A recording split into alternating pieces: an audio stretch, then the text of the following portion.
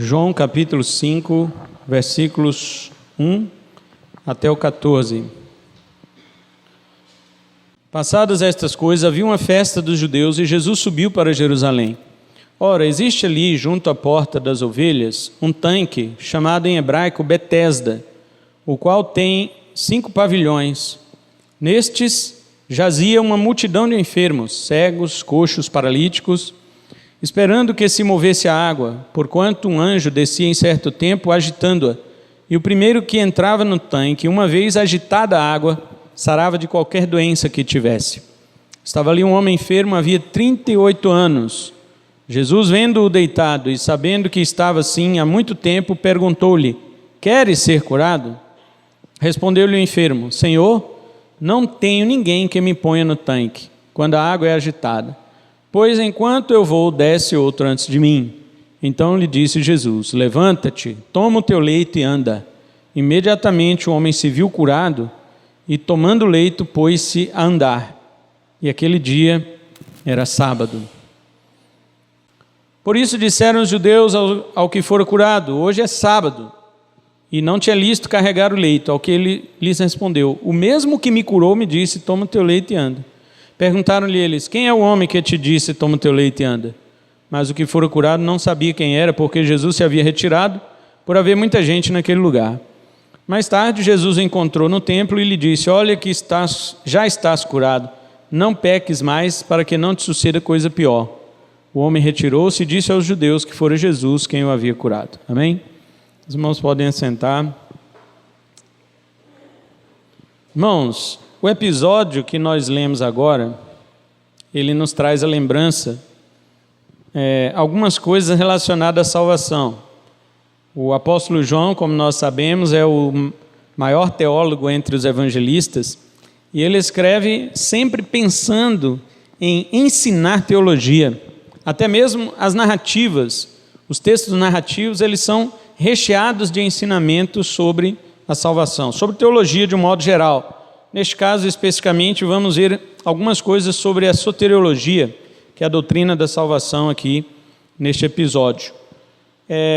Embora a Bíblia e o Novo Testamento estejam recheados de passagens que nos mostram as doutrinas teológicas, nós passamos despercebidos.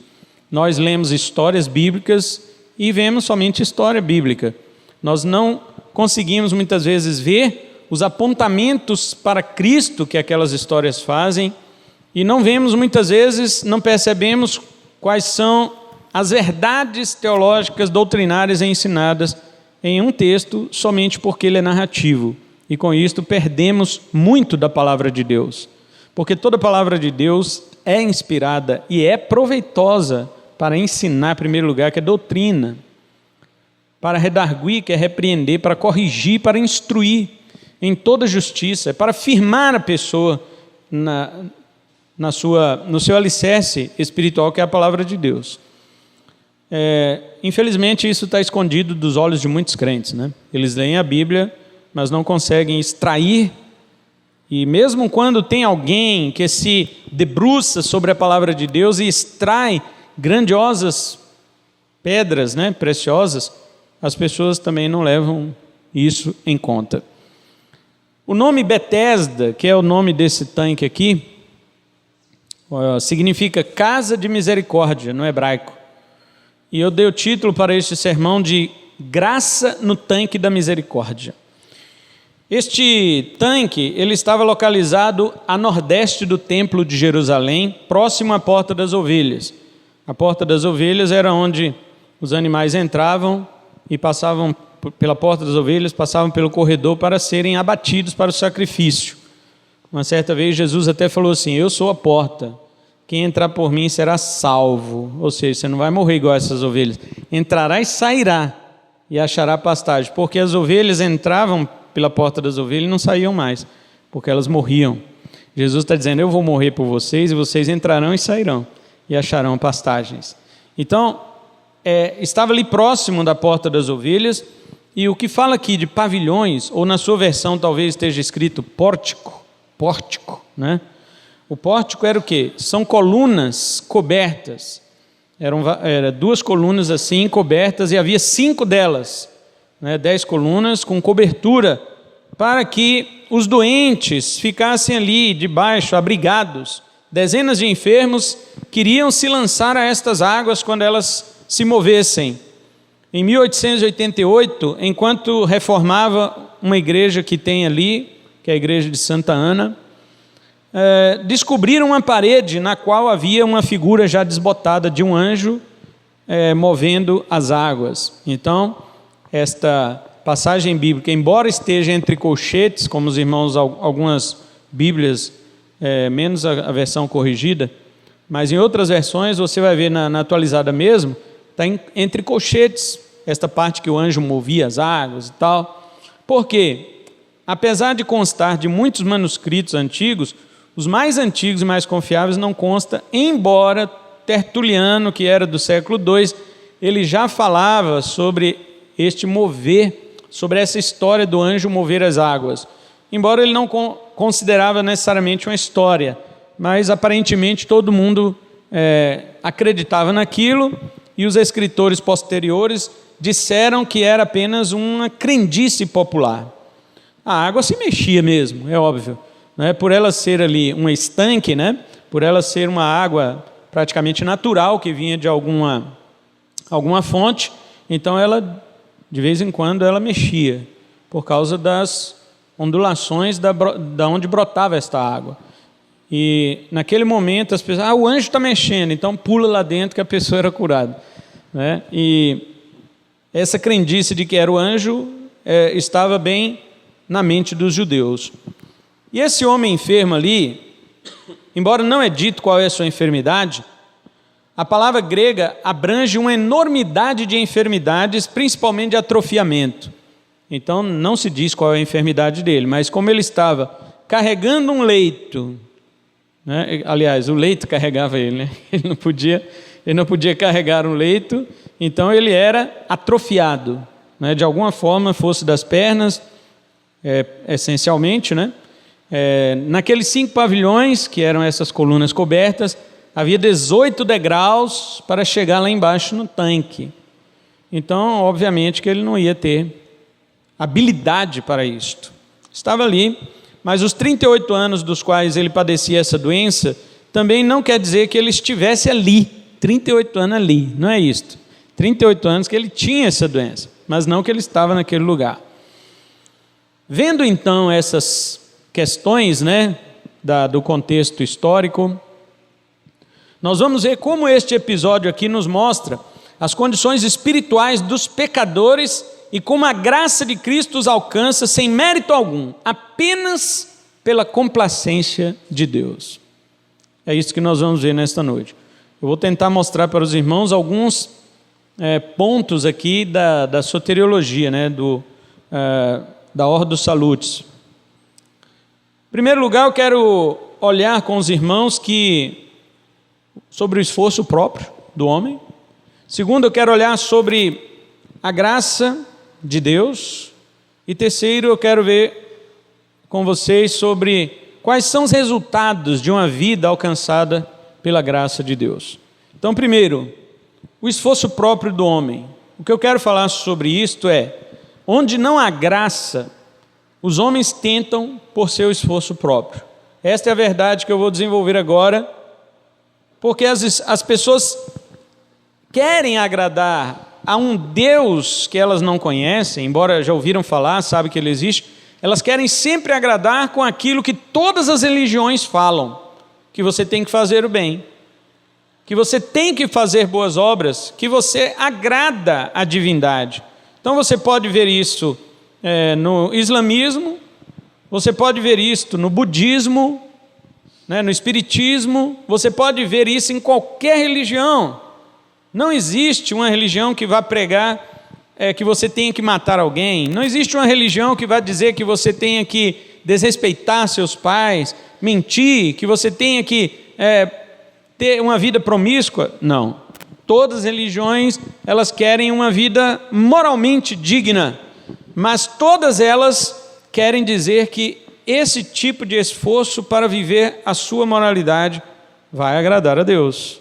E é aí que todas elas caem por terra. E eis a grande diferença do Evangelho para todas as religiões do mundo. O Evangelho diz que você não pode agradar a Deus pelas suas boas obras. O Evangelho diz que o seu coração é um coração ímpio. O meu coração é ímpio por natureza. Desde que Adão pecou, ele colocou toda a raça humana nesta condição. Romanos 5,12 fala isto: como por um só homem entrou o pecado no mundo e pelo pecado a morte, assim a morte passou a todos os homens, porque todos pecaram. Então nós temos as vozes das religiões dizendo para nós: esforcem. O que você vê nesse texto? Você vê doentes se esforçando para se lançarem nas águas daquele tanque. Você vê pessoas buscando alguma coisa para fazer por esforço próprio. Outra coisa que onde não há graça, existe crendice. Onde não há graça, existe lenda popular. Onde não há graça, existe estas falas, né, que nós sempre ouvimos dizer, e você passa a acreditar naquilo, porque foi passado de avó para mãe, para filho, para neto, bisneto e assim por diante. Onde não há graça, as pessoas acreditam em mentiras. Como eu disse para os irmãos, esta parte que diz que um anjo movia, embora esteja na maioria dos manuscritos, porém não está nos manuscritos mais antigos, significa que o próprio apóstolo João, ou pelo menos os copistas do seu evangelho, sabiam que as pessoas ali acreditavam nessa lenda, de que um anjo movia as águas. Quem busca salvação pelas obras é desta forma. Ele acredita em superstições, como se elas agradassem a Deus. Essas pessoas também têm outra característica: elas nunca usam de misericórdia para com o seu próximo. Você vê o que o enfermo tinha falado para Jesus? Ele disse no verso 7, ele fala: Senhor, não tenho ninguém que me ponha no tanque. Ninguém. Ou seja, cada um estava pensando em si mesmo. No tanque da misericórdia, agora virou o tanque do egoísmo. A casa da misericórdia, que é Betesda, agora virou casa do egoísmo. Virou a casa da disputa. Eu em primeiro lugar. E é exatamente assim que está acontecendo com todos os pecadores. Observe, qualquer coisa é assim, até coisas materiais. Infelizmente, em algumas reuniões de pastores que eu já participei, quando termina a reunião ali pela manhã, que vai servir o almoço, é quase que tapa, é quase que agressão física entre eles, por causa daquele tanto de comida que tem lá. E depois que todo mundo já se acotovelou, já brigou, já disse para o outro: esse aqui que era meu lugar. E aí todo mundo enche, ninguém aguenta comer mais. Sobra aquele tanto de comida. É assim até com coisas materiais. As pessoas disputando coisas que não fazem o menor sentido. Ou seja, onde não há graça de Deus, jamais haverá altruísmo, onde você diz assim: não, meu irmão, pode ir, por favor, vai na frente. Não vai existir. Isso só existe onde há graça. Então, esta é a primeira coisa que quero olhar com os irmãos. No tanque da misericórdia, os homens se esforçam para obter a sua própria recompensa, a sua própria bênção, e depois vão embora. Acha que os curados ficaram ali para ajudar aquele homem ou outro que precisasse de ajuda? Não, já alcancei minha bênção, agora eu vou embora. Muitas igrejas que dizem pregar a graça são assim. Alcançam aquilo que querem e depois nunca mais essas pessoas voltam. A segunda coisa que eu quero olhar com os irmãos é que a graça é iniciativa divina. Veja bem, A primeira coisa que nós vamos ver aqui, o que nós vimos primeiro, né?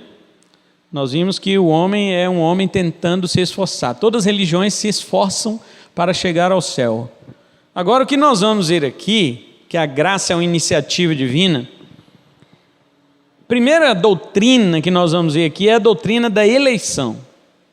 Jesus não chamou todos os enfermos daquele lugar para curar. Ele escolheu um. Jesus escolheu um homem que estava ali entre dezenas, não sabemos quanto, mas ali ficavam dezenas de pessoas doentes, esperando a agitação das águas para eles serem curados. Jesus escolheu um. Jesus não curou todos. Sabe o que chama isso? Eleição.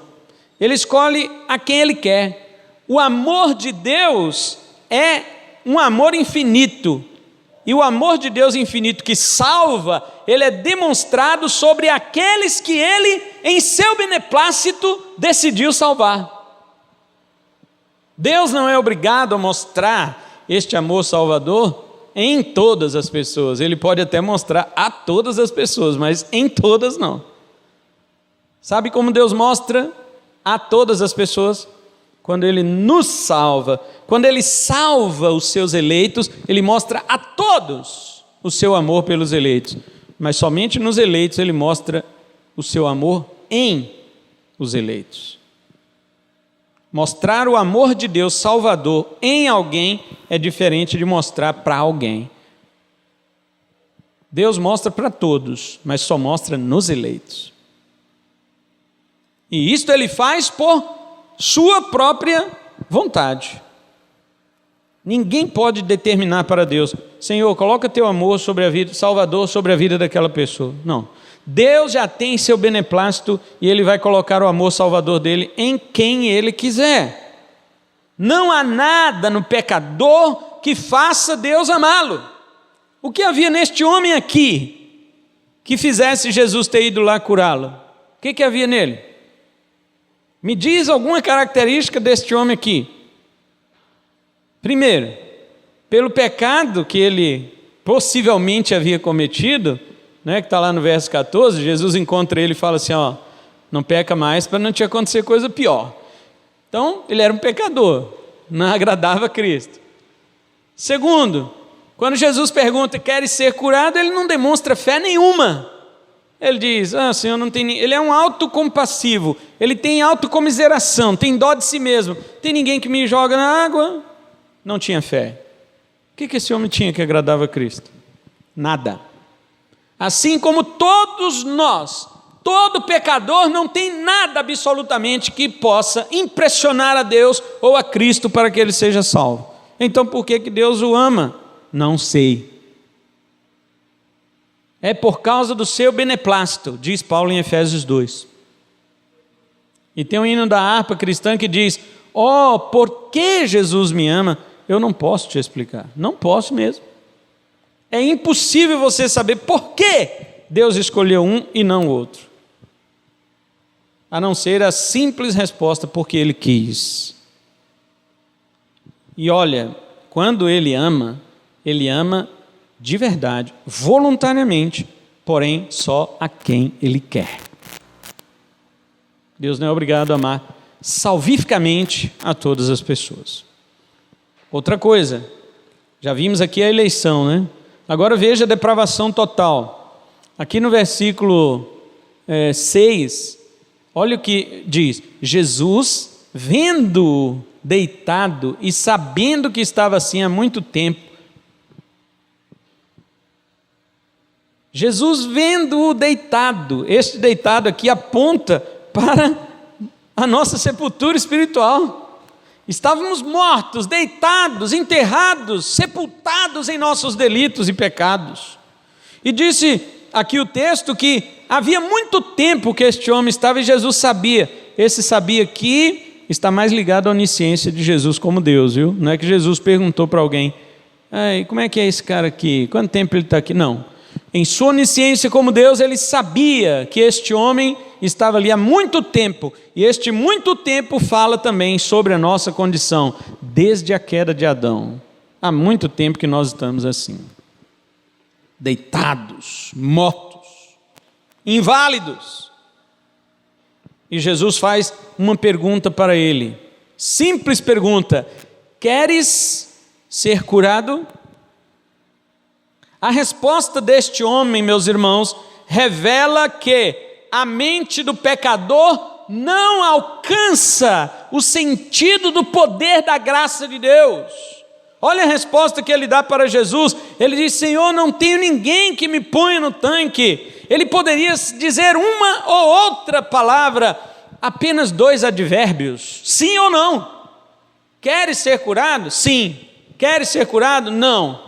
Porque tem gente que você sabe, ele gosta da enfermidade dele, porque através dela ele ganha dinheiro, ele vai mendigar, ele pede ajuda, as pessoas ficam com dó e dão, e ele não quer. Eu prefiro assim, porque assim eu não tenho que trabalhar, não tenho que pagar imposto para ninguém, a minha vida aqui é melhor. Tem gente que não quer, ué.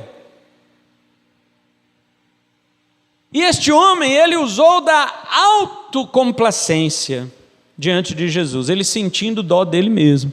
Não, Senhor, não tem ninguém que me lança no tanque. Jesus quase que ia dizer assim: eu vou te fazer outra pergunta. Eu só te perguntei se você quer ser curado. Quer ou não? Mas Jesus não fez isso. Por quê? Porque ele sabe que o pecador, em seus delitos e pecados, ele não tem mesmo condição de saber o que é a graça de Deus, porque ele está morto. A resposta deste homem mostra a nossa incapacidade de responder a Deus, caso Ele deixasse a nossa escolha. João está ensinando isto. Quer ver? Olha o verso 21 então. Jesus diz assim: pois assim como o Pai ressuscita e vivifica os mortos, assim também o Filho vivifica aqueles a quem quer.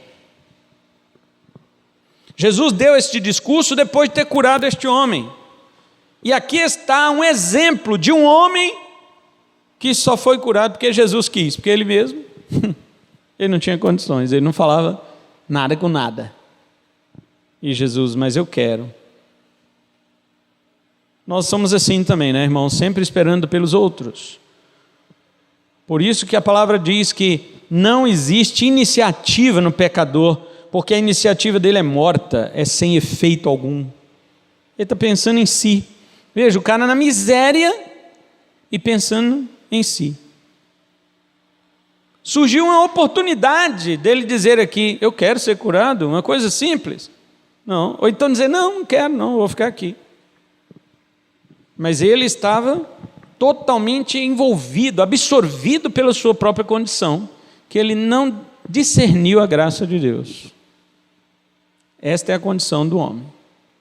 O homem sem Cristo não discerne a graça de Deus. É por isso que Jesus é que tem que chegar e colocar a palavra poderosa dele para agir. É a palavra de poder que age. Assim como ele disse agora, né? Jesus diz no versículo 8: então lhe disse Jesus: levanta-te, eis a palavra de ordem. Toma o teu leito e anda.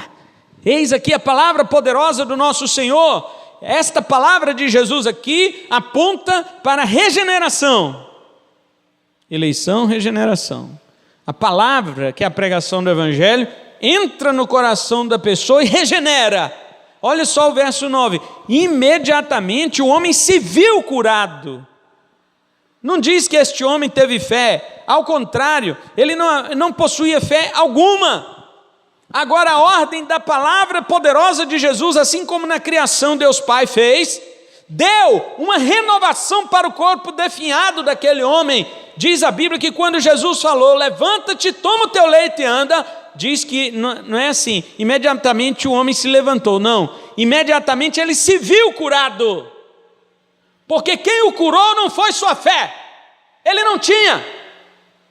Quem o curou foi o poder da palavra criadora, restauradora, regeneradora do nosso Senhor. Isto para mostrar para nós na salvação que a nossa regeneração não depende de nós. O novo nascimento não depende de sua fé, depende do poder da palavra do Criador.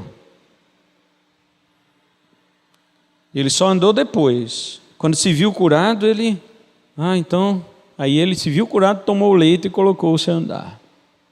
Esta é a segunda coisa que eu quero ver com os irmãos. Nós vimos aqui então, eleição, depravação total, regeneração. E agora vamos ver, em terceiro e último lugar, os resultados de uma nova vida liberta pela graça. Primeiro, justificação. Ele se viu curado. Aquilo que o condenava, que era a enfermidade, saiu.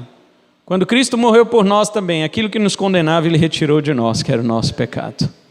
Segundo, Ele viu nele a conversão. Ele tomou agora o seu leito, inverteu, não é? Era o leito que o carregava, agora Ele que carrega o leito. Ele inverteu a jogada. Terceiro, Ele dá testemunho. Verso 11 diz assim, ao que lhes respondeu: o mesmo que me curou me disse, toma o teu leito e anda. Quando questionaram ele, é sábado, você não pode carregar teu leito. Ele, o mesmo que me curou me disse, toma o teu leito e anda. Ele quer dizer, sabe o que? Para aqueles homens, para aqueles judeus, ele quer dizer, o cara que fez comigo o impossível, que é me mandar levantar e andar, ele não pode mandar eu carregar a maca, que é a coisa mais simples. Se ele teve poder para me curar da enfermidade, este homem tem poder sobre o sábado. Este homem, ele manda no sábado, porque se ele manda na enfermidade, ele manda no sábado. Veja o testemunho. Agora, isso ele deu testemunho no verso 11, sem conhecer Jesus, né? Porque lá no versículo 13 fala que ele não sabia quem era, porque Jesus... Agora veja, irmãos, veja a falta de sensibilidade dos fariseus, né? dos principais sacerdotes ali. Olha o que eles disseram para aquele homem. Quando o homem disse assim, o mesmo que me curou, disse, toma teu leite e anda, olha o que eles responderam. Quem é o homem que disse, toma teu leite e anda? Eles não falaram, quem é o homem que te curou? Não falaram. O que estava mais em jogo para aqueles da religiosidade era se estava quebrando uma lei, se estava quebrando um mandamento. Eles não estavam impressionados com a cura. Um homem de 38 anos, definhado, e agora se levanta carregando sua maca, sem fazer fisioterapia. Para eles isso não era impressionante. Impressionante é como se tem coragem de quebrar o sábado. Sendo que a lei de Moisés mesmo não proibia uma pessoa carregar a sua própria cama num sábado. Isso foram os fariseus que inventaram. E o homem tenta responder para eles assim, o que me curou, falou para eu levar. E eles, ao invés de perguntar, quem te curou? Não, quem que mandou você levar? Veja como é o coração ímpio, endurecido do homem. Mas ele não sabia ainda quem era Jesus, né? Mas depois lá no verso 15 ele dá o testemunho, né? Depois que Jesus o encontra e diz para ele, né? Ele fala assim, olha, foi Jesus que me curou. A pergunta no verso 12 que fizeram a ele mostra o desinteresse pelo milagre da cura, mas somente revela o interesse em descobrir quem mandou ele quebrar o sábado.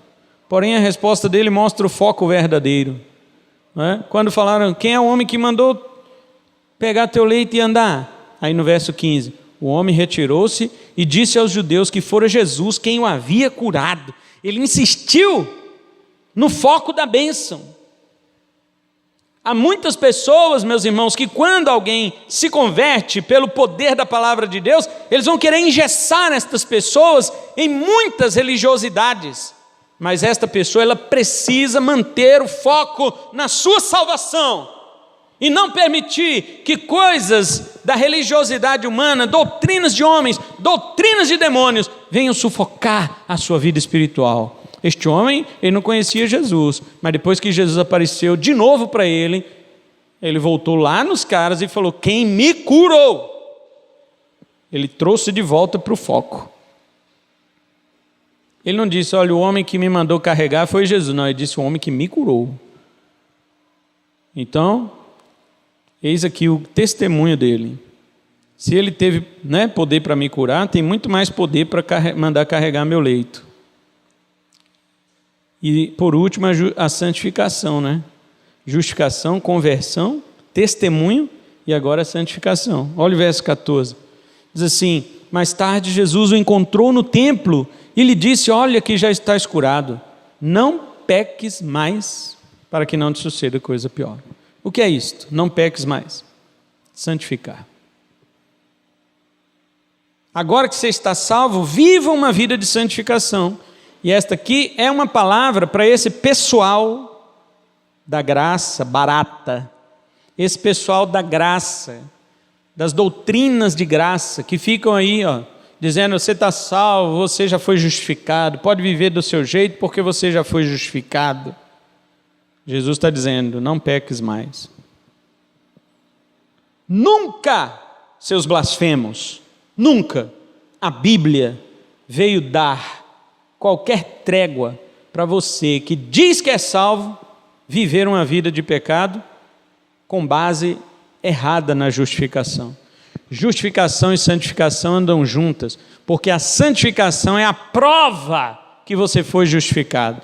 Pois se você não se santifica, nem justificado você foi. Então não pregue heresia. Então, encerrando a palavra, nós vimos hoje que nossa salvação não foi fruto do nosso esforço, não procedeu de nenhum ato da nossa parte que pudesse cativar e convencer a Deus de realizar a sua salvação em nós. Todo esforço humano é inútil e como o esforço de um atrofiado. Nós vimos que os que lutam em seus esforços são individualistas, não pensam no outro, somente no quanto eles mesmos acham que agradam a Deus. Vimos também que a escolha de Jesus por aquele homem nada teve que ver com o homem em si, bem como ele também não escolheu outros. Jesus não curou outros ali. Isso é mérito pessoal e secreto de Deus. Quando Ele escolhe alguém para a salvação, pois a salvação pertence a Ele e Ele dá a quem Ele quer. E finalmente nós vimos que a vida transformada resulta em uma vida que manifesta o fruto da salvação, uma vida que luta contra o pecado. Agora eu quero aplicar isto para nós e encerrar a mensagem. Quantas vezes, irmãos, por isso que eu falei, vamos orar e nos arrepender como igreja, quantas vezes temos agitado águas para os pecadores? Sim, temos deixado Jesus de lado, vamos agitar as águas porque o povo gosta disso. O povo gosta que a gente fala de anjo. Você fala de Jesus, ninguém gosta. Mas quando você fala de anjo, aí o povo ama, o povo gosta.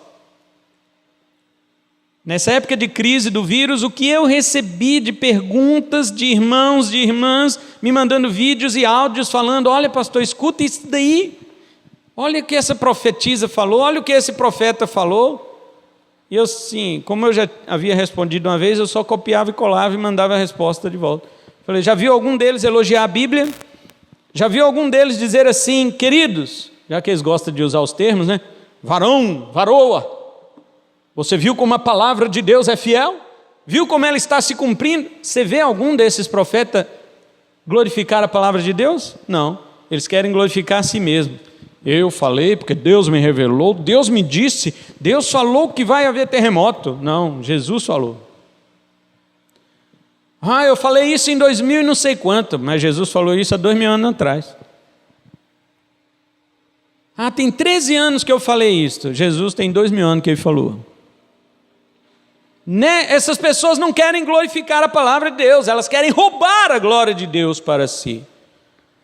E nós que eu falo, a igreja do Brasil. A igreja do Brasil gosta disso, de agitar as águas. A igreja do Brasil gosta de manifestar os anjos. Gosta disso, de oferecer revelações, crenças em lenços, em objetos, incentivando as pessoas para que pensem que sua salvação, se é que foram salvas, é fruto do seu esforço ou de sua superstição. Há um grande número de pessoas que estão próximas do tanque da misericórdia, porém estão longe da graça. Você pode estar muito próximo de tanques de misericórdia, de muitas igrejas, mas você pode estar muito longe da graça. Porque nós não encontramos a graça, ela é que nos encontra. Imagina 38 anos de enfermidade e aquele homem nunca encontrou graça. Aquele homem nunca encontrou nem sequer misericórdia, a não ser no nome do tanque, Betesda. Mas fora isso ele nunca encontrou. Agora, depois de 38 anos, a graça o encontrou. Isto é o momento do chamado eficaz. É a hora em que a palavra de Cristo entra profundamente no coração do pecador pela pregação do verdadeiro evangelho, e então o Espírito Santo lhe dá nova vida, e ele olha para si mesmo e diz: já não estou mais atrofiado, eu me vejo curado.